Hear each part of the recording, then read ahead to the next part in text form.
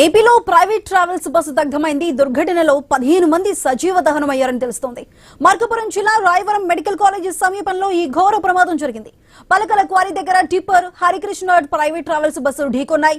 ఈ ఘటనలో బస్ పూర్తిగా దగ్ధమైంది. చీమకుర్తి నుంచి కంకర్ లోడ్ తో టిప్పర్ వస్తుండగా అయితే ఈ ప్రమాదం చోటు చేసుకుంది. అయితే ఈ ప్రమాదంలో మృతుల సంఖ్య మరింత పెరిగే అవకాశం ఉందని కూడా తెలుస్తోంది.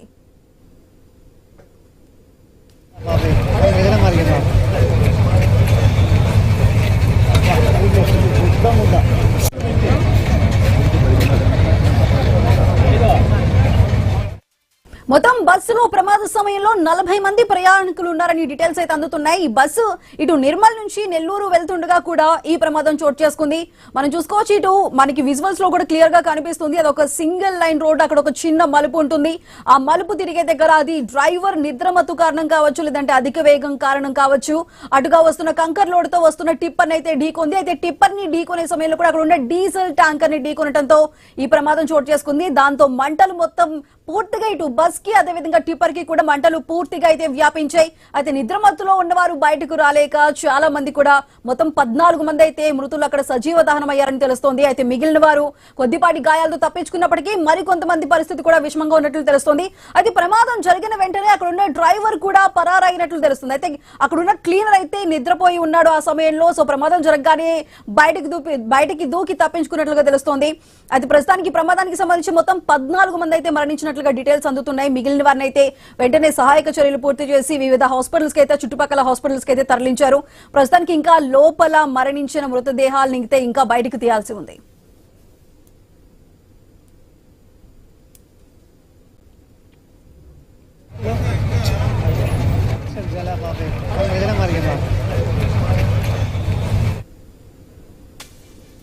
సో మనం అక్కడ విజువల్స్ మనకి క్లియర్ గా కనిపిస్తున్నాయి. ఒకసారి మన ఐ న్యూస్ స్క్రీన్ మీద విజువల్స్ ని మీరు గమనించినట్లయితే అసలు అక్కడ ఉన్న బస్సు పూర్తిగా ఎంత మేరకు ధ్వంసం అయింది. అసలు ఫ్రంట్ డ్రైవర్ సీట్ దగ్గర నుంచి మనం చూసుకున్నట్లయితే అసలు మొత్తం పూర్తిగా కాలి బూడిదైపోయిన సిచ్యువేషన్ కనిపిస్తుంది.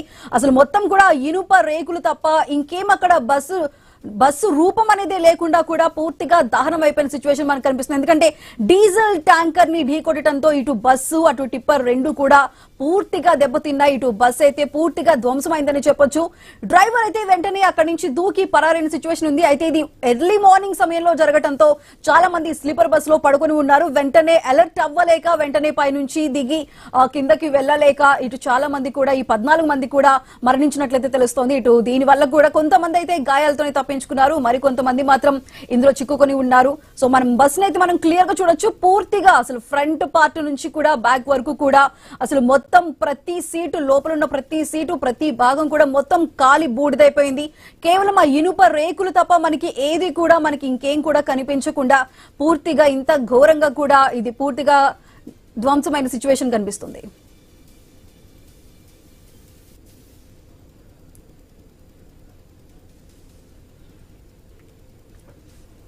అయితే ఇటు మార్కాపురం జిల్లాలో జరిగిన ఈ బస్సు ప్రమాదంకి సంబంధించి ఇటు మంత్రి నారా లోకేష్ కూడా విచారం వ్యక్తం చేశారు. ప్రయాణికులు సజీవ దహనం కావడం తనను తీవ్రంగా కలిచివేసిందంటూ కూడా చెప్పారు. అయితే ఈ ఘటనను చాలా బాధాకరం అంటూ పేర్కొన్నారు. ఇటు క్షతగాత్రులకు మెరుగైన వైద్యం అందించాలంటూ నారా లోకేష్ ఆదేశించారు. మృతుల కుటుంబాలకు అన్ని విధాలుగా కూడా ప్రభుత్వం అండగా ఉంటుందని చెప్పారు. మృతుల కుటుంబ సభ్యులకు ప్రగాఢ సానుభూతిని తెలియజేశారు. యువతల బస్సు కాదన్నా. అయితే ప్రైవేట్ ట్రావెల్స్ బస్సు దగ్ధం ఘటనకు సంబంధించి హోంమంత్రి అనిత కూడా దిగ్భ్రాంతిని వ్యక్తం చేశారు. ప్రయాణికులు సజీవ దహనం కావడంపై విచారాన్ని వ్యక్తం చేశారు. మృతుల కుటుంబాలకు ప్రగాఢ సానుభూతిని తెలిపారు. ఇటు క్షతగాత్రులకు మెరుగైన వైద్యం అందించాలంటూ కూడా అధికారులను ఆదేశించారు. ఇటు కలెక్టర్, ఎస్పీలతో కూడా మాట్లాడి అక్కడ ప్రమాదానికి జరిగిన వివరాలను అడిగి తెలుసుకున్నారు. హుటాహుటిన విజయవాడ నుంచి రాయవరానికి హోంమంత్రి అనిత బయలుదేరారు. ఎప్పటికప్పుడు అధికారుల నుంచి కూడా అక్కడ ప్రమాదానికి సంబంధించిన వివరాలని అడిగి తెలుసుకుంటూనే ఉన్నారు.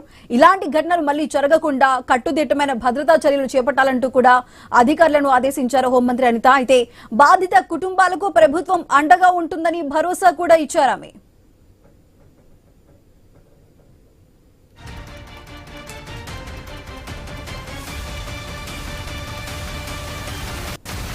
అదే బస్ ప్రమాదానికి సంబంధించి సీఎం చంద్రబాబు కూడా దిగ్భ్రాంతిని వ్యక్తం చేశారు.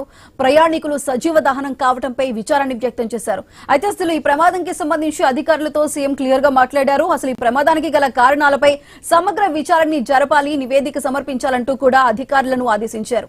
అయితే గాయపడి హాస్పిటల్లో వైద్యం పొందుతున్న వారిపై కూడా ఆరా తీశారు. గాయపడిన మొత్తం 20 మందిని కూడా వివిధ హాస్పిటల్స్ కు తరలించామంటూ కూడా అధికారులు తెలియజేశారు. దాంతో ఈ బస్సు నిర్మల్ నుంచి నెల్లూరుకు హరికృష్ణ ట్రావెల్స్ బస్సు వెళ్తుండగా ఈ ప్రమాదం జరిగిందంటూ కూడా సీఎం చంద్రబాబుకి అక్కడున్న పరిస్థితిని అధికారులు వివరించారు.